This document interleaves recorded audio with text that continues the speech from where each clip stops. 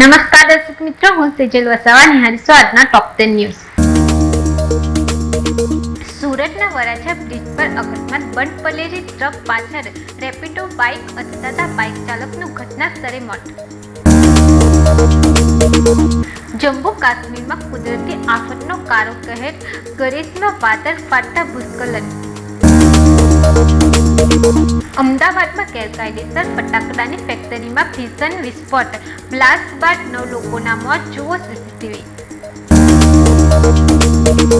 ધર્મેન્દ્ર પ્રધાનને રાજીનામું આપો. આઈવાયસી અને એનએસયુઆઈના કાર્યકરોએ મોદી સરકારની ભ્રષ્ટ અને નિષ્ફળ શિક્ષણ નીતિ વિરુદ્ધ મશાલ સરઘસ કાઢીને અવાજ ઉઠાવ્યો. આનંદ વાસદમાં 4 વર્ષની બાળકીના હત્યારા નરાધમનું એન્કાઉન્ટર. પોલીસ પર હુમલો કરતા એલસીબીએ ઠાર કર્યો. પ્રથમ મેરેજ એનિવર્સરીના બીજા જ દિવસે 9 દંપતીના રહસ્યમય મોત. સુરતમાં પત્ની જમીન પર ચાદર ઓઢેલી મૂત મરી. પતિ પંખા પર લટકતો હતો. બંને પ્રેમ લગ્ન હતા.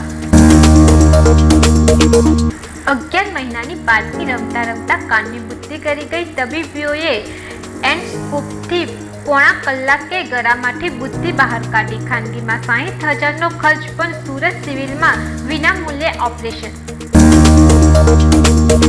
ભરૂચ જિલ્લામાં આજે યલો એલર્ટ વચ્ચે વરસાદી માહોલ જામ્યો. ભરૂચ શહેર તાલુકા સહિત અંકલેશ્વર પંથકમાં પણ વરસાદે બોલાવી રમઝટ.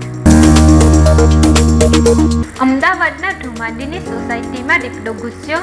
વન વિભાગ અને કાંકરિયા પ્રાણીઓ સંગ્રહાલયની ટીમે પકડવાની કામગીરી શરૂ કરી. લોકોમાં ભયનો માહોલ. સુરતમાં પવિત્ર સંબંધો લજવાયો. પ્રેમ લગ્ન કરનાર પતિને છોડીને મહિલા કૌટુંબિક ભત્રીજા સાથે ભાગી ગઈ. 2 માસૂમ બાળકો માતાની મમતા માટે તરસ્યા. પતિની રડતા રડતા 2 હાથ જોડીને આજી.